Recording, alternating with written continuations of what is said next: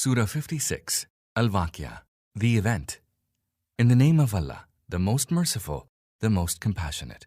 When the event will come to pass, and then there will be no one to deny its occurrence. A calamitous event that shall turn things upside down. When the earth will suddenly shake with a terrible shaking, and the mountains will crumble, and will scatter abroad into fine dust. You shall then become three groups. The people on the right, and how fortunate will be the people on the right. And the people on the left, and how miserable will be the people on the left. As for the foremost, they will be the foremost. They shall be near station to their Lord. In the gardens of bliss, a throng of the ancients, and a few from later times. They will be seated on gold-encrusted couches, reclining on them, arrayed face to face. Immortal youths shall go about them, with goblets and ewers and a cup filled with a drink drawn from a running spring. A drink by which their minds will not be clouded, nor will it cause drunkenness. They will also go about them with the fruits of which they may choose, and with the flesh of any fowl that they may desire to eat. And there shall be wide-eyed maidens, beautiful as pearls hidden in their shells. All this shall be theirs as a reward for their deeds. There they shall hear no idle talk, nor any sinful speech.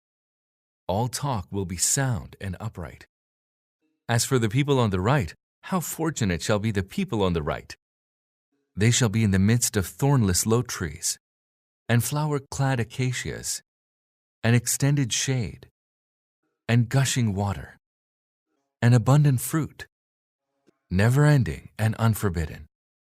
They shall be on upraised couches, and their spouses we shall have brought them into being afresh, and shall have made them virgins, intensely loving and of matching age.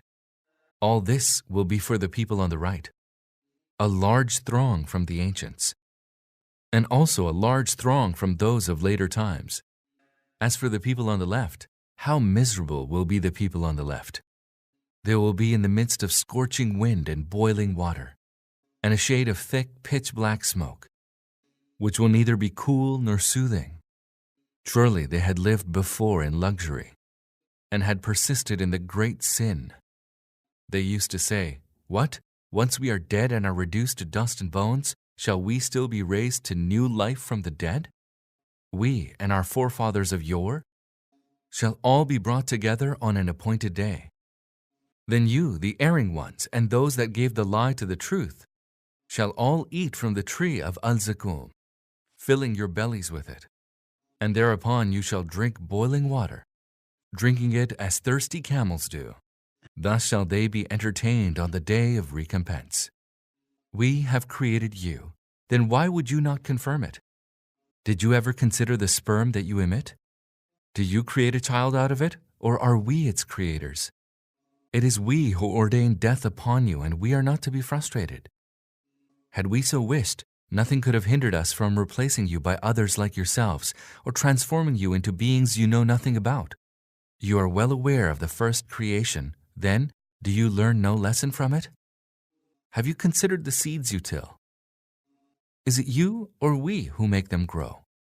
If we so wished, we could have reduced your harvest to rubble and would have been left wonderstruck to exclaim, "We have been penalized.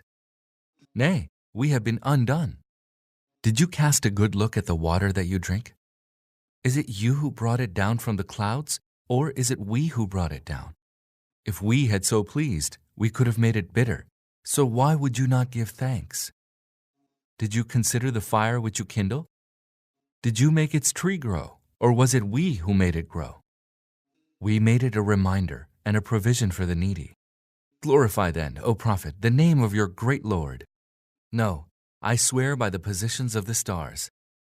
And this is indeed a mighty oath, if only you knew, that this indeed is a noble Qur'an, inscribed in a well-guarded book, which none but the pure may touch, a revelation from the Lord of the universe. Do you then take this discourse in light esteem? And your portion in it is simply that you denounce it as false? Why then, when the soul leaps up to the throat, the while you are helplessly watching that he is on the verge of death. At that moment, when we are closer to him than you, although you do not see us. If you are not subject to anyone's authority, why are you then not able to bring them back to life if you are truthful? So if he is one of those who are near stationed to Allah, then happiness and delight and gardens of bliss are his. And if he is one of the people on the right, he will be welcomed by the words, "Peace to you," from the people on the right. And if he is one of those who give the lie to this message and go astray, then he will be served boiling water and will be scorched by the fire. That indeed is the absolute truth. So glorify the name of your great Lord.